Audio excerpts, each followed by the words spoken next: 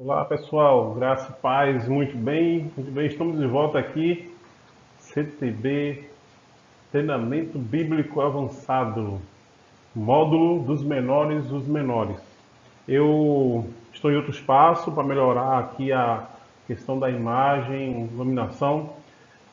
Eu esqueci semana passada de, no final da aula, passar uma tarefinha para vocês, e a tarefinha seria vocês lerem o livro de Joel durante a semana, pelo menos duas vezes, né? Duas leituras durante a semana, para poder fixar, né? Relembrar aquilo que a gente aprendeu no ano passado sobre Joel, né? Aqui, ó, primeiro profeta menor, né, dos pequenos os pequeninos, dos menores os menores. Então a gente falou sobre Joel semana passada e hoje, de forma bem específica, nós vamos entrar em outro livro e vamos falar sobre o livro de Obadias. Olha que palavra aí, que nome, talvez você nem lembrava que existisse na Bíblia, né? E esse livro, de fato, a gente pode dizer que ele é um dos menores dos menores dos menores. Eu vou explicar para você, né, por que isso, ok? Então eu quero convidar você a caminhar junto com a gente, né, nessa trilha desse novo módulo, né, dos menores, uma visão panorâmica em cima de alguns dos profetas menores. Vamos lá, gente? Ok, pessoal. Uma introdução ao livro de Obadias. E para a gente trazer uma introdução ao livro de Obadias, a gente precisa entender um pouco um caso de família, né? Porque a gente vai se deparar muito no livro de Obadias com duas palavras, Judá e Edom. E quem era Edom? Quem era Judá? E aí eu convidei a nossa apresentadora para nos apresentar aí esse caso de família, né? Que se fosse trazer aí um título, seria esse aqui, ó, uma saga odiosa de uma família e um desfecho trágico, né? Uma saga, uma história odiosa, porque para entender o Obadias a gente precisa voltar mais ou menos 1500 anos atrás, e a gente vai parar exatamente no livro de Gênesis. Gênesis capítulo 25, você vai ver lá que Gênesis capítulo 25 vai narrar a morte de Abraão e vai narrar o casamento de Isaac e Rebeca. E Rebeca engravidou de gêmeos. E o texto vai dizer que ainda no ventre da mãe, os meninos empurravam um ao outro. Já existia um conflito dentro do ventre de Rebeca, de forma que Rebeca não entendia por que estava acontecendo. E ela vai consultar a Deus sobre isso. Deus vai dizer o seguinte para ela, no versículo 23, já desde as suas entranhas, dois povos se separarão. Um deles será mais forte que o outro, mas o mais velho servirá o mais novo. A gente sabe que os gêmeos, quando nascem, um tem que nascer primeiro, e o que nasce primeiro é o mais velho. Né? Para ele, Deus está dizendo o seguinte: olha, o mais velho vai nascer, logo depois vem o mais novo, porém o mais velho vai servir o mais novo. Essa é a minha aí determinação. E o que acontece? A gente vai ver que no nascimento, né, Esaú já está nascendo e Jacó segura no calcanhar, de Esaú, né, já como uma forma ali de malandragem, né, e depois eles nascem, começam a crescer, e a gente vai ver que nesse processo, né, de criação de filhos, Isaac e Rebeca, eles tinham preferências, né, com seus filhos. Por exemplo, Isaac, ele gostava mais de Esaú do que Jacó. E Rebeca gostava mais de Jacó do que Esaú. Isso é um grande problema nas famílias. E apesar, né, de serem irmãos, os pais e as mães deviam ter criado Jacó e Esaú como parceiros, como irmãos, mas não, eles acabaram criando Jacó e Esaú com uma certa rincha, com uma certa rivalidade, com um certo ciúme, né? E o enredo é muito interessante. A gente vai ver que Esaú sai para poder caçar, volta com fome, né? E Jacó tinha preparado um ensopado, né? Uma sopa ali de carne, né? De lentilha. E Esaú está faminto e pede lá: olha, me dá um pouquinho desse teu ensopado aí. E Jacó, muito esperto, muito malandro, diz o seguinte: eu dou, mas se você der em troca, né, a sua progenitude, né, a sua herança. e Esaú fez pouco caso disso e disse: ah, me dá aí, eu prefiro comer do que morrer e não ter mais nada, né? E isso acontece. E depois a gente vai ver, já no final da vida de Isaac, já que já estava velho, a gente vai ver que Isaac resolve abençoar Esaú, né? E nesse sentido, Isaac passa por cima, né, da vontade de Deus, porque Deus já tinha determinado que Jacó seria a linhagem que ia ser seguido, né, do povo de Deus, mas Isaac ele quis passar por cima disso, e Isaac chama Esaú, né, para poder dizer que tal dia iria passar a bênção para ele.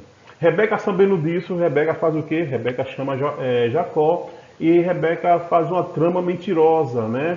Também passa por cima da vontade de Deus, porque Deus é soberano, né? E ela não precisaria dar um jeitinho para que as coisas de Deus dessem certo.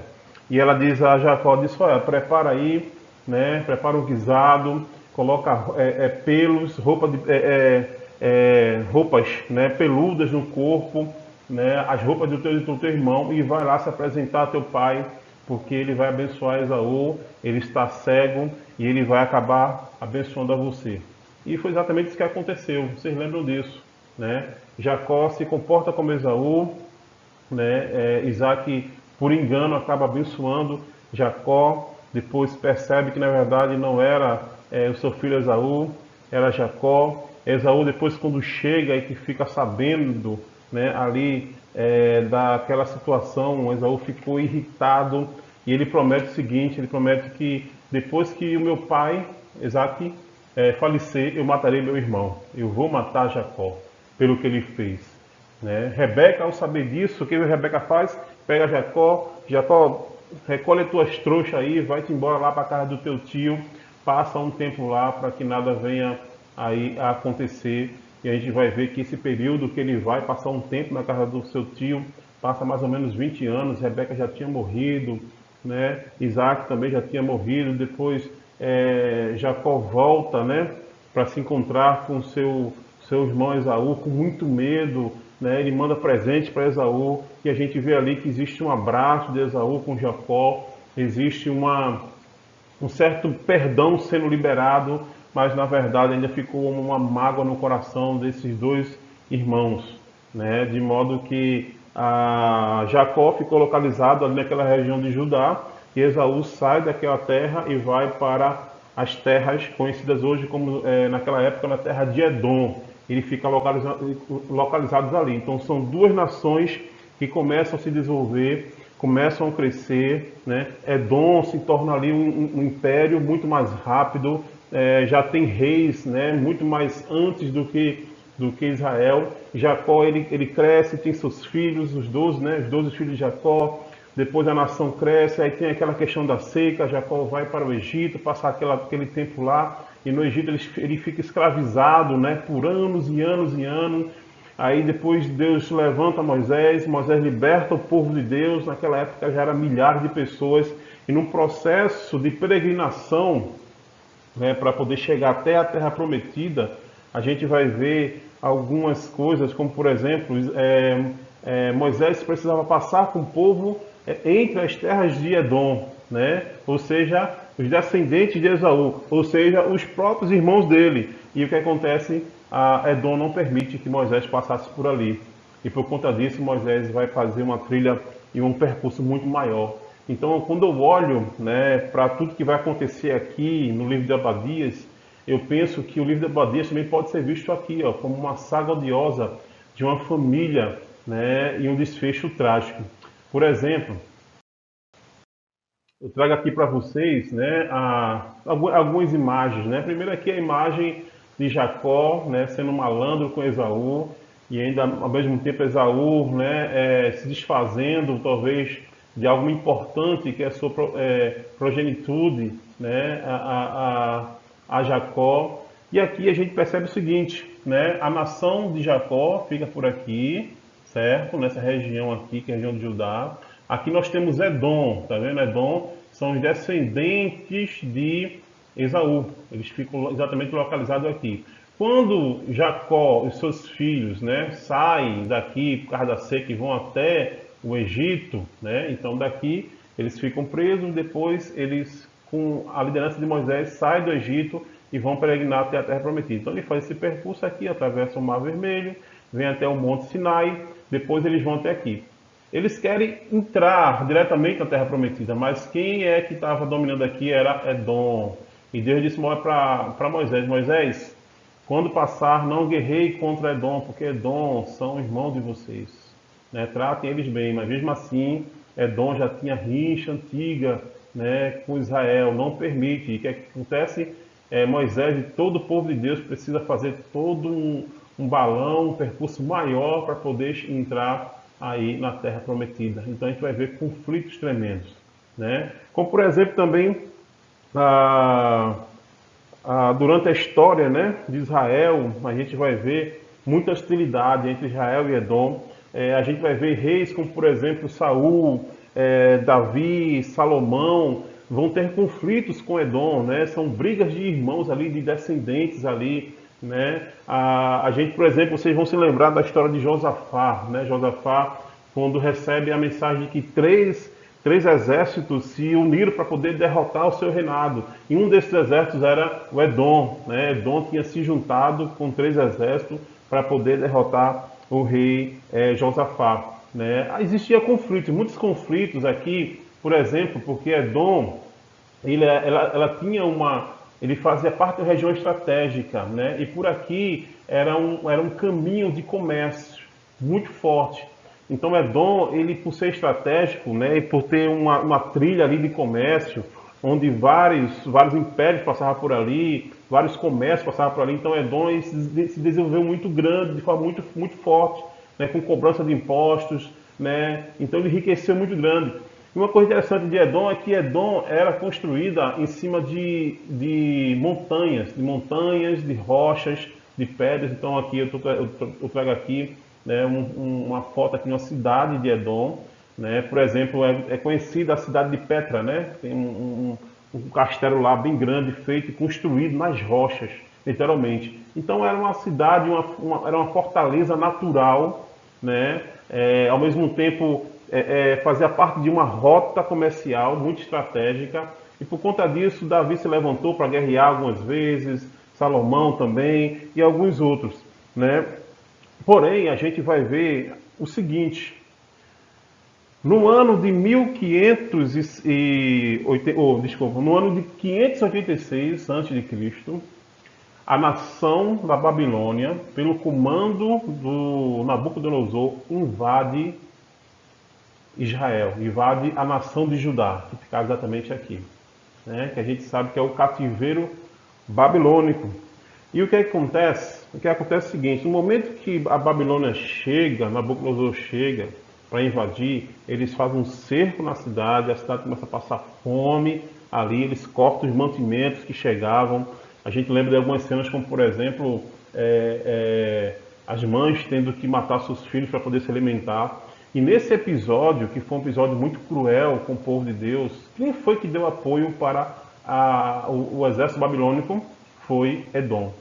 Edom se juntou com o Império Babilônico e disse: olha, é também nosso interesse destruir, né, Judá. E Edom fez parte desse processo de aniquilação, fez parte desse processo de destruição, de vilipêndio, né, da nação de Nabucodonosor contra Judá.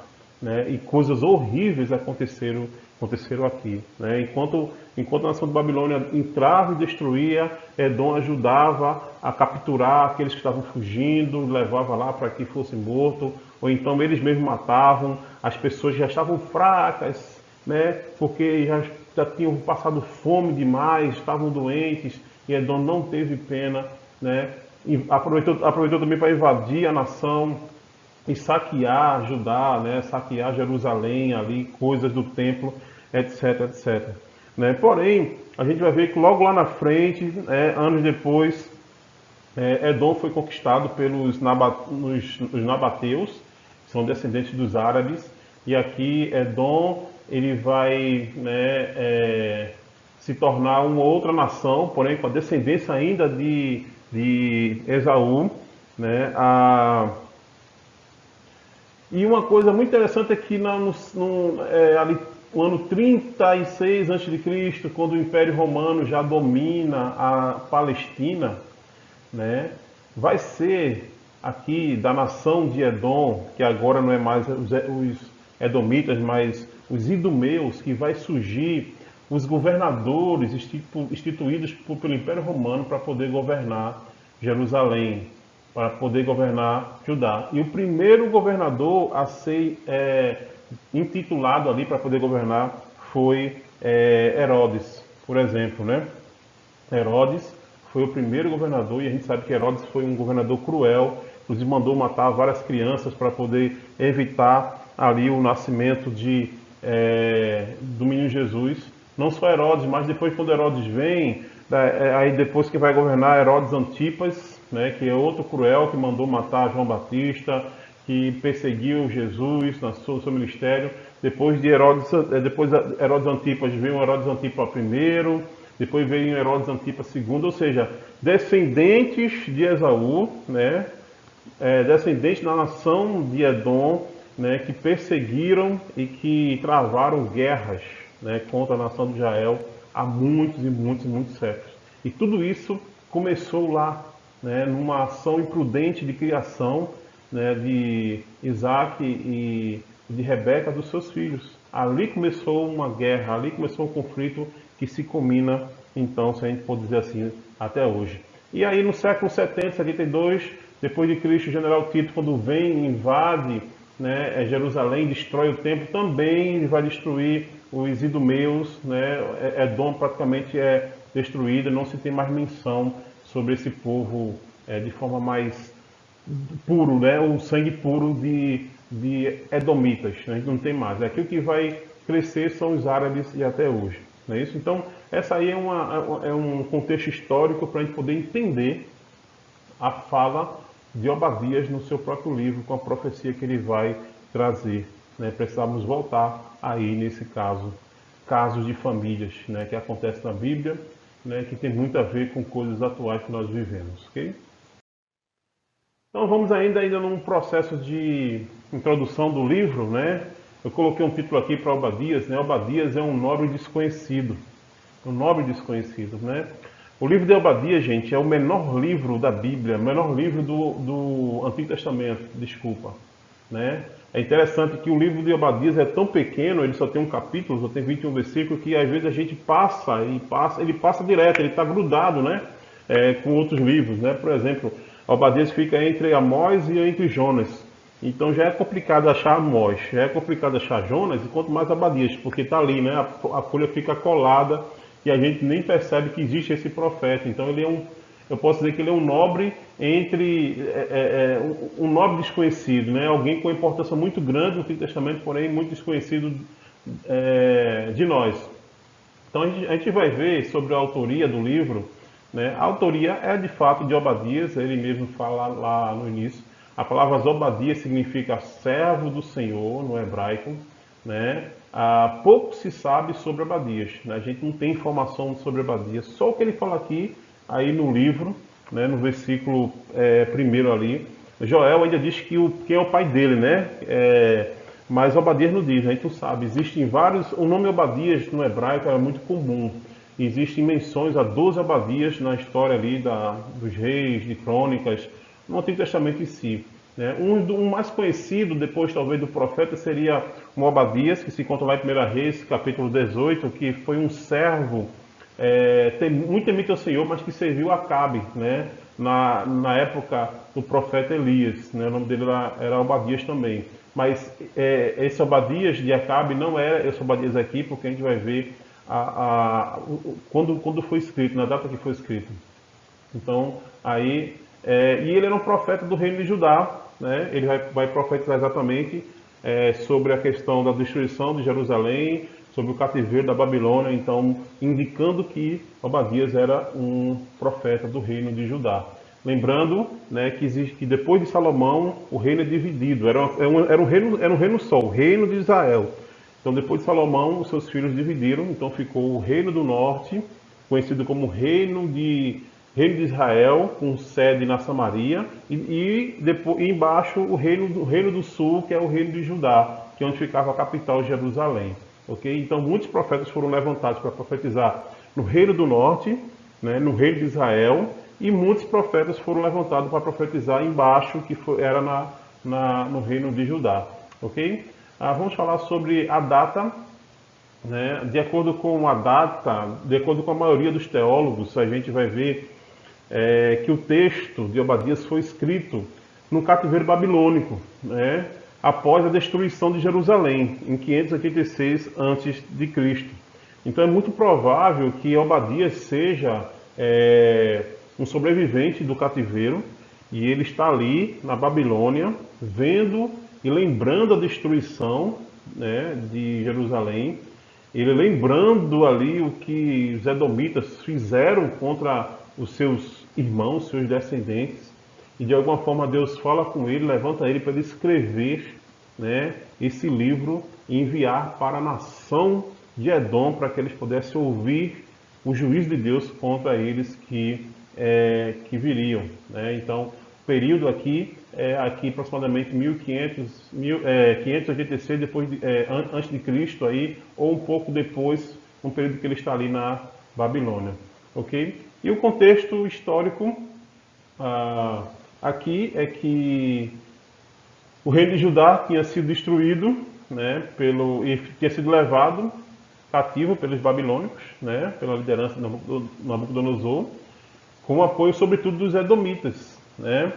Obadias, ele é um sobrevivente dessa invasão, como eu já falei, provavelmente escreve aí do cativeiro. Eu esqueci de falar para vocês que a palavra Edom no hebraico significa vermelho, né? Vermelho. E por que vermelho? Porque os edomitas, né? Nação vermelha.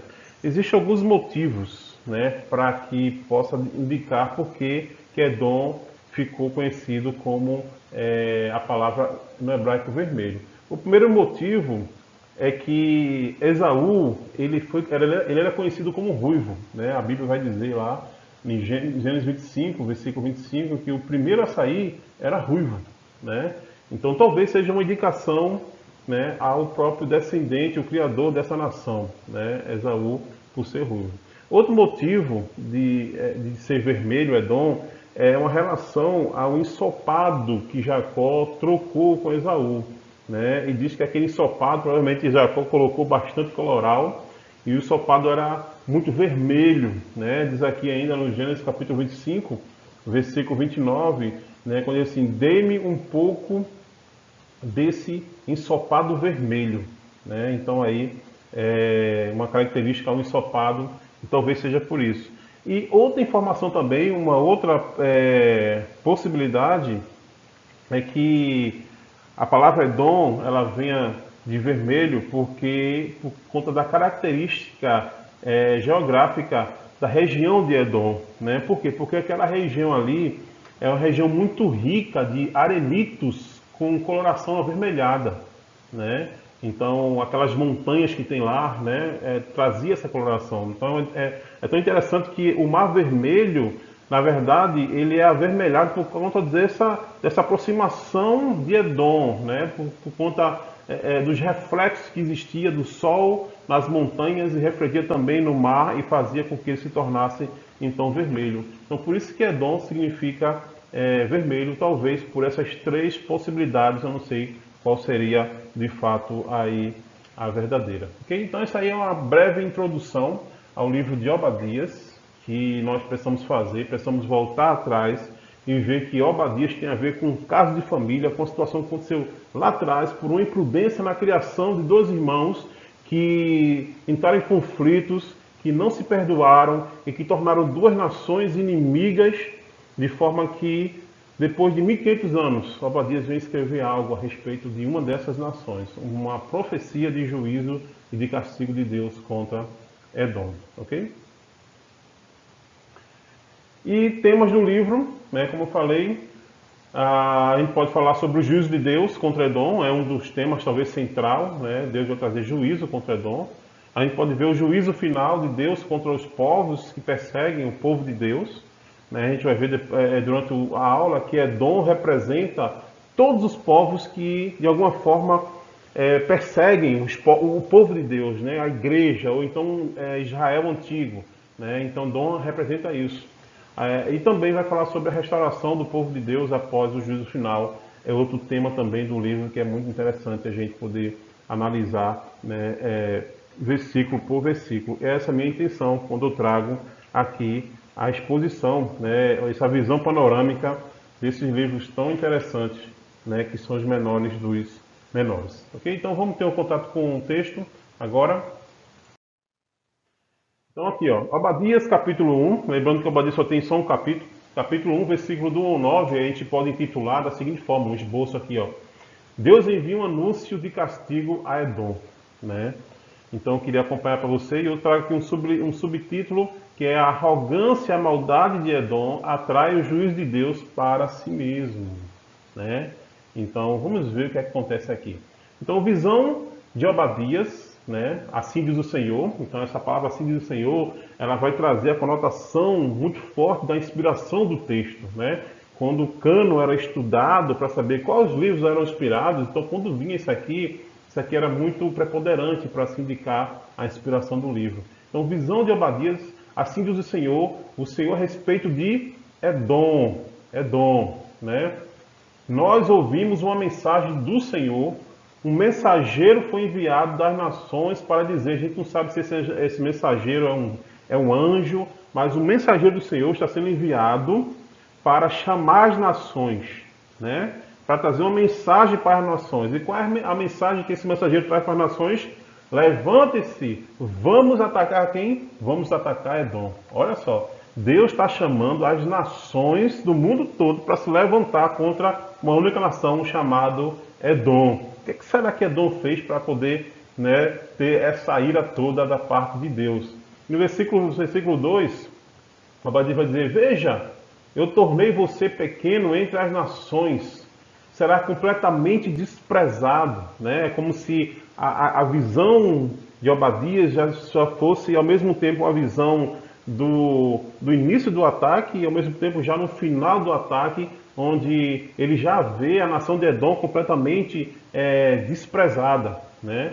E ele vai dizer aqui no versículo 3, olha que interessante, a arrogância do seu coração tem enganado você que vive nas cidades das rochas e constrói sua morada no alto dos montes, que diz a você mesmo, quem pode me derrubar? Né? Como eu falei para vocês, Edom era uma cidade muito privilegiada, porque eles não precisavam, né, construir muralhas.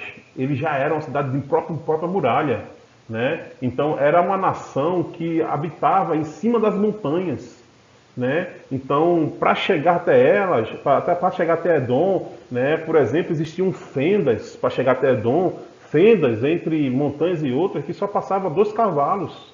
Então imagina um exército querendo chegar para poder atacar uma nação como essa. Era muito difícil. E outra coisa, a gente sabe que uma nação, um exército, quando ataca de cima para baixo, é muito mais fácil. Então, Edom tinha esse privilégio, né, por ser uma cidade fortificada, feita de rocha, estratégica. E por conta disso, Edom ele tinha uma certa arrogância, existia um orgulho no seu coração, existia uma soberba, uma altivez, né, pelo fato deles morarem em lugares rochosos, em lugares altos, em montanhas. E ao mesmo tempo eles ficavam dizendo para si mesmo, quem pode me derrubar? Então imagina, né, esse tipo de arrogância, esse tipo de orgulho era escutado por Deus. Deus via o coração dos edomitas, né, se colocando como um império inabalável, imbatível, né? E agora Deus vai dizer para eles o seguinte, ainda que você suba tão alto como a águia, o versículo 4 aqui, Deus vai dizer o seguinte, olha, vocês são fortes, né? Beleza. Vocês são fortes, vocês são poderosos, beleza. Vamos fazer o seguinte, eu vou dar um poder especial para vocês. Eu vou multiplicar essa fortaleza de vocês por 10. Imagina que vocês sejam fortes 10 vezes, 100 vezes mais do que você é. Imagina, então. Ok, então olha o que eu vou dizer para vocês. Ainda que você suba tão alto como a águia e faça o seu ninho entre as estrelas, você pode morar na montanha fortificada que você for, você pode morar no lugar mais alto que você for, ainda assim, eu vou te derrubar, declara o Senhor. Olha a ameaça, né, que Deus faz para a nação de Edom, eu vou te derrubar. Eu te derrubarei. Independente de onde você esteja. Independente da estratégia, do teu poder, da tua região geográfica, da tua fortaleza, eu vou te derrubar. Porque você é arrogante, você é altivo e você tem tramado contra o meu povo. Contra o meu povo. Versículo 5, o Abadias vai dizer, nas palavras de Deus, se ladrões o atacassem, saqueadores no meio da noite, como você estará destruída? Não roubariam apenas quanto achasse suficiente?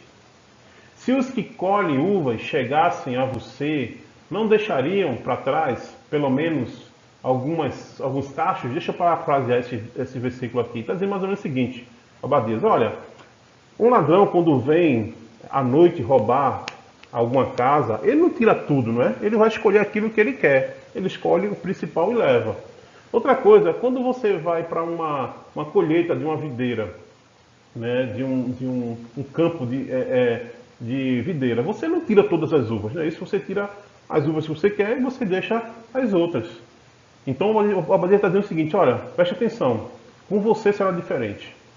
Com você será diferente. Entretanto, com Esaú foi como Esaú foi saqueado, como foram pilhados os seus tesouros ocultos. O Abadia está dizendo o seguinte, Edom, preste atenção, o ladrão quando chegar para roubar você de noite, ele vai levar tudo, ele não vai deixar nada. Outra coisa, quando chegarem para fazer a colheita de vocês, ele não vai deixar nenhum descendente, todos vão ser destruídos, todos vão ser arrancados.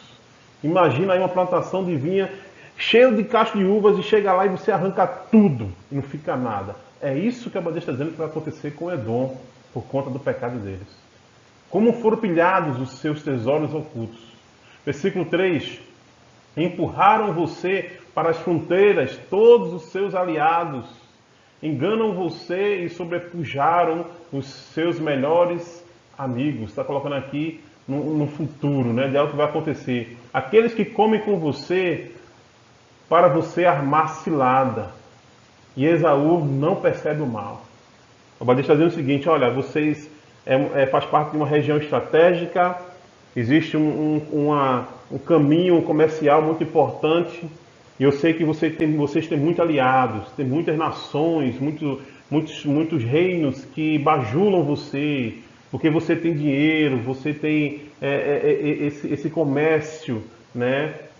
Esse pedágio que traz muita grana, muita riqueza, mas olha, preste atenção, esses mesmos aliados vão fazer complô contra vocês, contra você.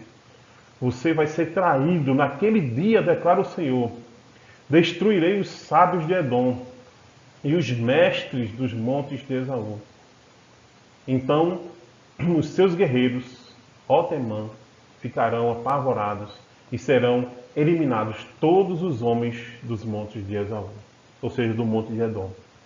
Quando eu pesquisei dessa cidade aqui, Temã, essa cidade é conhecida como uma cidade famosa entre os edomitas pela sua sabedoria, pela sua filosofia. E Deus está dizendo assim, olha, os teus sábios, os teus filósofos, os teus mestres, todos eles serão destruídos. Todos no monte de Esaú serão destruídos. Então a gente parte para o versículo 10 e versículo 14 e a gente vai ver a explicação de Deus pelo motivo de tais palavras duras. Qual é o motivo porque Deus vai castigar Edom? Deus vai explicar isso. E aqui eu trago um resumo. Edom teve prazer em ver seus irmãos, seus próprios irmãos morrerem. Esse foi o motivo real que deixou o coração de Deus indignado contra essa nação. Versículo 10, por causa da violenta matança que você fez contra seu irmão Jacó. Aqui seria a nação de Israel, né? A nação de Judá. Você será coberto de vergonha e eliminado para sempre. Uma profecia de que Edom será eliminado. Isso realmente aconteceu no ano 70 depois de Cristo. Num dia em que você ficou por perto, quando estrangeiros roubaram os bens dele e estranhos entraram por suas portas e lançaram sorte sobre Jerusalém, você fez exatamente como eles. Você não deveria ter olhado com satisfação. Olha aqui, olha. Eles olharam com satisfação. Eles se alegraram com a desgraça de Judá, de Israel. Vocês não deveriam ter pulado de alegria no dia da desgraça do seu irmão. Nem ter se alegrado com a destruição do povo de Judá. Não deveria ter falado com arrogância no dia da sua aflição. Olha, era comum existir guerras entre Israel e Judá, mas guerra por questão comercial, né? Isso era natural, né? E isso colocava as nações em pé de igualdade. Mas o que Deus está dizendo aqui é o seguinte, olha, Israel não estava em guerra com vocês. E outra coisa, vocês, além de serem covardes, porque vocês aproveitaram o momento de fragilidade, onde o povo estava arrasado, né? Vocês zombaram. Vocês tiveram a alegria de ver crianças sendo mortas, idosos sendo mortos, mulheres sendo escravizadas. Vocês sorriram do meu povo, vocês zombaram do meu povo, vocês tiveram satisfação. Vocês tiveram prazer em ver esse povo que, na verdade, são irmãos de vocês. Então, o versículo 13 não devia ter entrado pelas portas do meu povo no dia da sua calamidade, nem devia ter ficado alegre com o sofrimento dele no dia da sua ruína, nem ter roubado a riqueza dele no dia da sua desgraça.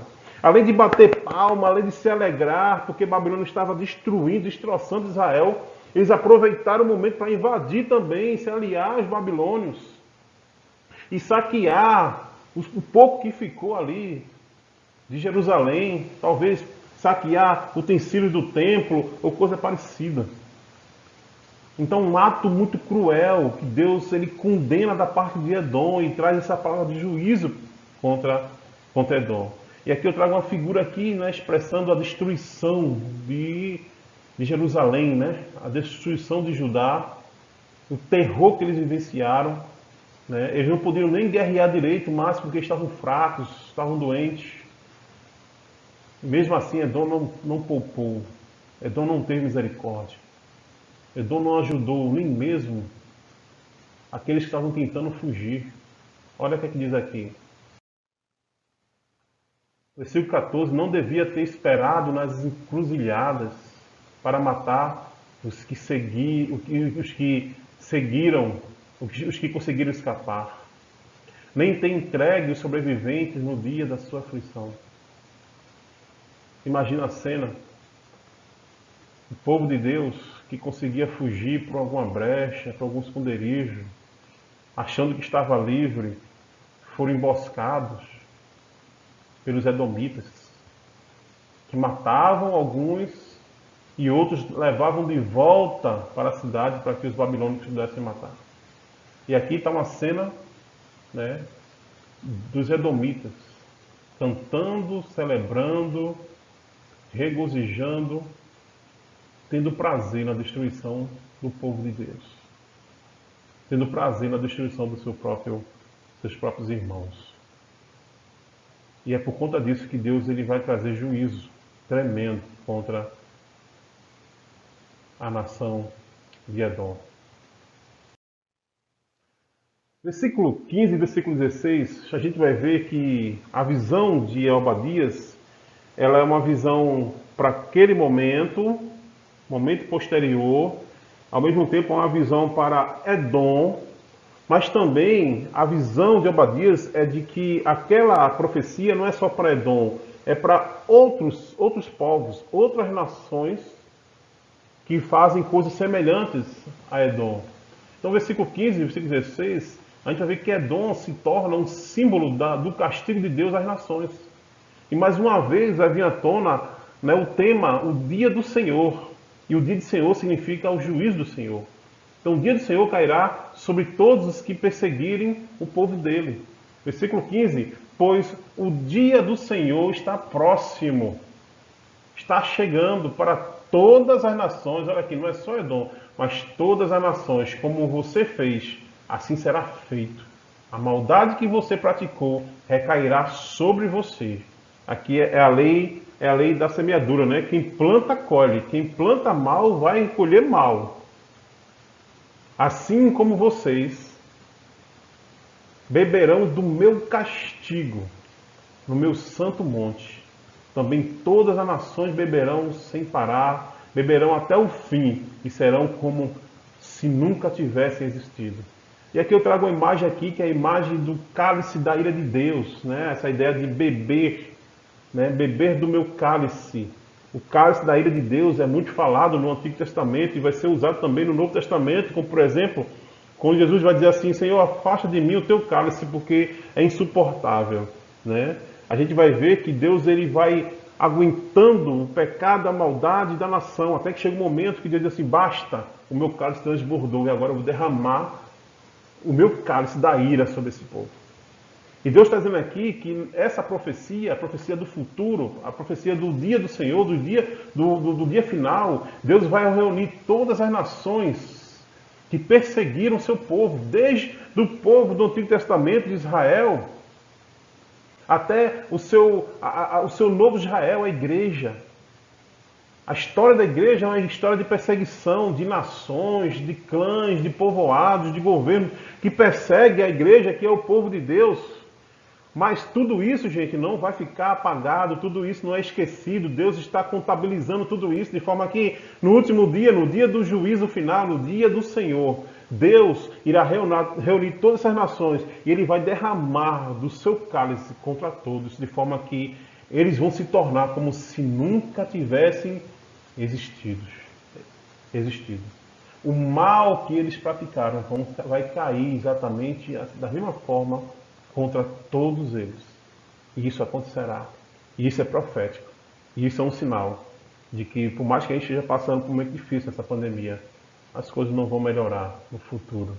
Porque a tendência é o juízo de Deus chegar e Ele trazer o seu cálice e a sua condenação para toda a nação que se rebelaram contra Ele.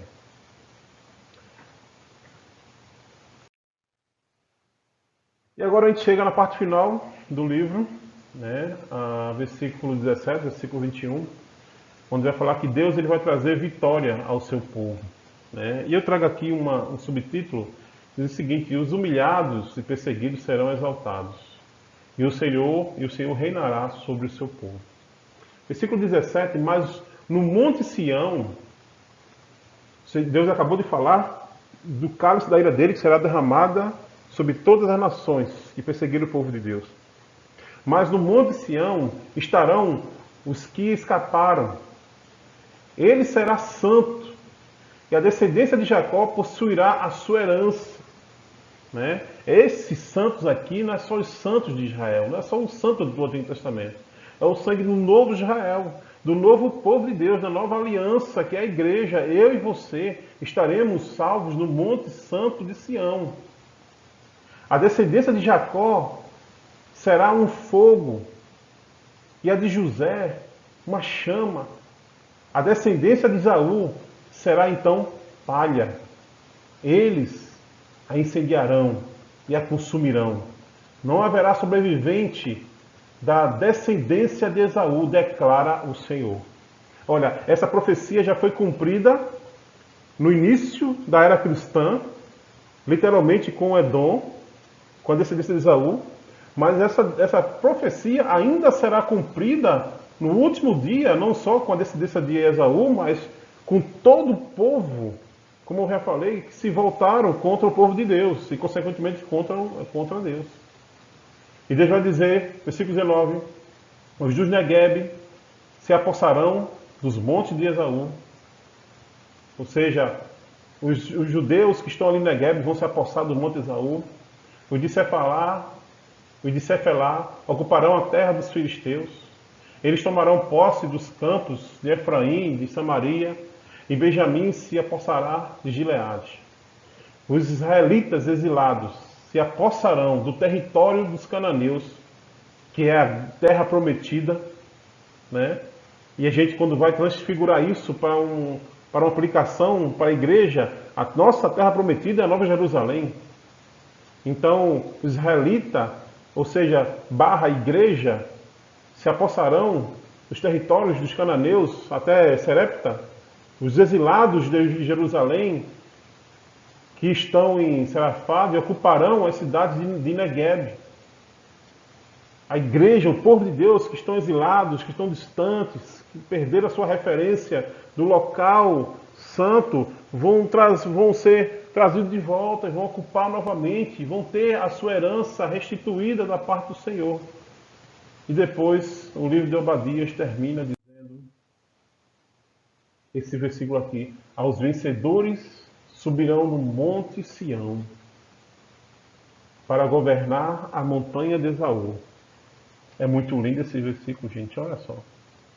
Olha o povo de Deus no dia do juízo final, depois da batalha, depois do cálice da ira que é derramado. Os vencedores, somente os vencedores. Somente o povo de Deus que são lavados pelo sangue do Cordeiro, que venceram o pecado, que venceram o diabo, que venceram o mal. Só eles poderão subir no monte de Sião, que é o monte de Deus, o monte da presença de Deus. O monte da presença do Cristo Redentor, do qual é digno de sermos humilhados, de nos humilhar diante dele, de nos prostrarmos diante dele. Esse dia será maravilhoso. Nós vamos governar junto com o Senhor. Da montanha do Senhor, vamos governar todas as nações, vamos governar o novo céu e a nova terra. E o reino, termina aqui, o reino será do Senhor. O reino não será da Babilônia, o reino não será de Edom, o reino não será dos romanos, o reino não será da Europa, o reino não será de Bolsonaro, de Lula, o reino será do Senhor. Só Ele reinará com todo o poder, com toda a força e com toda a sua intensidade.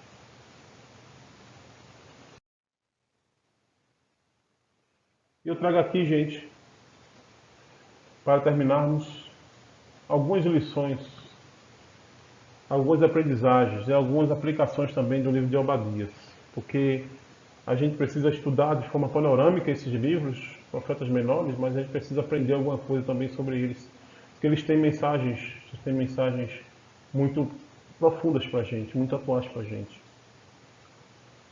Então a primeira lição que eu trago para a gente é essa aqui. É uma lição para você que é casado e tem filho e tem filha. Você que é pai e você que é mãe. Como você tem criado seus filhos? Como é que tem sido a tua educação com seus filhos? Como é que tem sido o relacionamento seu com seus filhos? Você tem criado seus filhos como parceiros, como aliados, como irmãos de fato? Ou você tem criado seus filhos como adversários? É muito comum a gente ver nos noticiários notícias de tragédias envolvendo irmãos, famílias que se brigaram, que se mataram.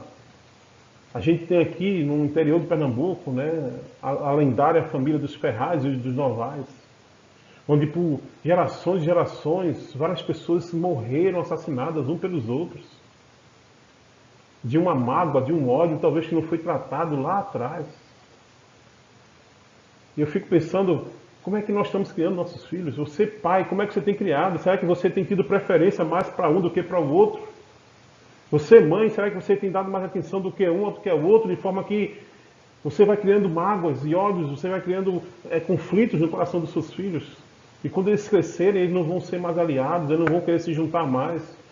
Muito pelo contrário, não vai querer ver a cara do outro. Eu acho que o livro de Obadias, ele traz esse retrato de uma família que nós precisamos educar e sermos uma família saudável todos os dias, porque os nossos filhos podem trazer uma geração melhor para a nossa nação ou para a nossa igreja. Então, como é que você tem criado seus filhos? Como parceiros ou como adversários? Outra lição é esse: o orgulho e a soberba precede a ruína até mesmo de uma nação. O orgulho e a soberba de Edom trouxe a ruína deles. E a minha pergunta é, como você tem trabalhado o teu orgulho? Como é que você tem trabalhado a tua soberba? Será que você se acha alguma coisa? Será que você se acha melhor do que o seu irmão em Cristo? Será que você se acha melhor do que algumas pessoas? E esse teu orgulho no teu coração, muitas vezes escondido, é contemplada por Deus, e Deus está dizendo assim, eu não gosto disso, eu não compactuo com isso. E a minha tendência é de fazer você sofrer por conta dessa arrogância, desse orgulho, até que você aprenda. O orgulho destruiu uma nação, quanto mais uma pessoa. E a Bíblia é muito clara quando diz que Deus ele resiste os orgulhosos, os soberbos. Deus resiste. Então como está teu coração em relação à questão da soberba e do orgulho? Outra coisa, tenha compaixão e misericórdia quando vê seu irmão padecer. É muito interessante às vezes, né? A gente sabe notícia de irmãos nossos que foram pegos em pecado, foram disciplinados. E às vezes a gente, ao invés de estar junto com ele, às vezes a gente sorri por dentro. E a gente pensa, bem feito. Qual o sentimento que nós temos quando nós vemos um irmão da gente que está doente, que está passando por necessidade, como está padecendo? Quando a gente sai para uma rua e vê várias pessoas morando em barracos, morando em beira de estradas, de marquises, de viadutos, e a gente esquece que todos nós, na verdade, somos irmãos, que a gente vem de uma só linhagem, a gente vem de Adão e Eva, nós somos irmãos, somos criaturas de Deus, todos nós. O que é que vem?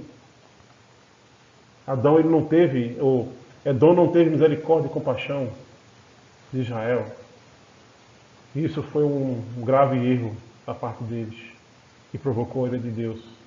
Então, tenha compaixão e misericórdia quando você vê seu irmão padecer. Porque o mal que você faz aqui, esse mal pode voltar para você. Outra lição é esse. O povo de Deus teve, tem e sempre terá um histórico de perseguição. É incrível como a gente acha que, né, a igreja está sendo perseguida e a gente precisa combater isso, a gente precisa fazer protesto, a gente precisa fazer uma campanha de jejum e oração. A igreja está fechada porque é uma perseguição. Minha gente, preste atenção. Historicamente, a Bíblia vai mostrar para a gente o povo de Deus, que antes era Israel, depois a igreja, sempre teve, sempre terá perseguição. Uma igreja que não é perseguida, ela não está sendo igreja na sua essência. O próprio Jesus, ele foi vítima de perseguição ferrenha. A igreja de Jesus, ela nasceu num clima de perseguição ferrenha. Então, meu querido, se você achar que a igreja precisa passar por um tempo sem ser perseguida, então alguma coisa errada está acontecendo. Então não ache. A perseguição faz parte desse processo de crescimento da igreja de Deus. Lá na frente, Deus vai resolver as coisas. Mas nunca ache que a igreja vai deixar de ser perseguida, porque a essência da igreja, além do evangelho, é a essência também de perseguição. Outra lição, a vingança vem do Senhor e não do seu povo. E aqui fica ligado com o que eu falei anteriormente. Não caia na besteira de que você vai se vingar contra o mal que você recebeu. Obadias é muito claro que, apesar de sermos vítimas de maldades, coisa parecida, quem se vinga não somos nós, é o Senhor. Deus é o nosso vingador. Deus é o nosso, vingador. É o nosso super-herói nesse sentido, né? E aí a gente vê com algumas musiquinhas, né? Quem te viu passar na prova e não te ajudou, vai te ver passar na bênção e vai se arrepender. E aquele sentimento de vingança, né? Sabor de mel. E às vezes a gente quer fazer isso. Às vezes, como cristãos, às vezes a gente quer pegar em armas. Até mesmo pegar em armas para poder se defender. Né? Quando, na verdade, Jesus disse para Pedro que aquele que usar da arma também morrerá. A vingança não é nossa. A vingança é do Senhor. Por mais que sejamos perseguidos, por mais que sejamos molestados, as piores das moléstias, nossa vingança vem do Senhor. Ele vingará o seu povo. E por último, a história se caminha para o fim, gente. A história se caminha para o fim. Tudo que temos aqui não é eterno. Você está preparado para o dia do Senhor? Minha pergunta é essa. Será que você está preparado? Você que está nos ouvindo aí, talvez você não seja nem participante de igreja, você nem cristão você se considera. Lembra, o dia do Senhor virá contra todos aqueles que se voltam contra Ele, que se viram contra, que não dão ouvido à palavra dEle, por todos aqueles que fazem parte e perseguem o povo dEle. A minha pergunta é, será que você está preparado? E você que é cristão, você está preparado para o dia do Senhor? Se o Senhor voltasse agora e te levasse, será que você está preparado para prestar conta a Deus e passar pelo julgamento de Deus? Não um julgamento de condenação, tá bom? Mas um julgamento de prestação de contas de o que você fez com a sua vida. Então a história tem um caminho. E nesse caminho a história mostra que Deus, Ele é onipotente. Que Deus está no controle de tudo. E que Deus, Ele será o nosso juiz no dia final. Todos os povos de Deus, de geração em geração, serão vingados, serão restituídos. E nós poderemos entrar na montanha de Sião para viver com Deus por eternidades e eternidades. Amém, gente? Queria orar por você nesse momento, agradecer a Deus por essa aula. Senhor, em nome de Jesus, obrigado pela mensagem de Obadias. Obrigado por essa mensagem tão profunda, tão real, tão atual. Ajuda-me, Deus, a poder avaliar nossas famílias, nossos filhos. Ajuda a gente a perseverar como igreja nesse processo de perseguição que a gente sofre. A gente é perseguido por partidos de esquerda, nós somos perseguidos por partido de direita. Nós somos perseguidos de várias formas, somos tribulados de várias formas. Mas o Senhor não deixa a gente angustiados, o Senhor não deixa a gente desesperados, nem abandonados, porque o Senhor é conosco. O Senhor é o nosso juiz, o Senhor é o nosso Deus, e o Senhor reinará em todas as nações. Que o Senhor possa nos ajudar, Deus, a ter compaixão, misericórdia daqueles que são nossos irmãos e que padecem, Deus. Que nós possamos ser pessoas do Senhor que praticam o bem constantemente. Para que esse bem possa voltar para nós, não por como forma de barganha, mas porque nós entendemos que essa é a nossa essência. Ajuda-nos, Deus, assim como Obadias e Joel, a sermos profetas audaciosos, corajosos, para anunciar essas palavras para as nações ímpias, para as pessoas que ainda não conhecem o Senhor e que não teve o coração convertido a Ti, Deus. Essa é a minha oração ao Senhor para a vida de cada um que está nos ouvindo, participando dessa aula com a gente. Em nome de Jesus. Amém. Amém, pessoal. Deus abençoe cada um de vocês. A minha tarefinha para você é que você possa ler o livro de Obadias durante essa semana. Leia Obadias pelo menos 3 vezes durante a semana para tu voltar ao texto, relembrar do que foi dito aqui. Eu acho que é importante, tá bom? E se você tiver um tempinho também, leia o livro de Jonas, porque o profeta Jonas vai ser a nossa próxima aula, nosso próximo profeta menor dos menores. Sexta-feira nós vamos falar sobre Jonas, né, o profeta mais ateu do Antigo Testamento. Eu guardo você, sexta-feira que vem, compartilha essa aula, convida o pessoal do teu grupo pequeno, teus amigos, a tua família para participar desse momento de aprendizado. Em nome de Jesus. Amém, queridos.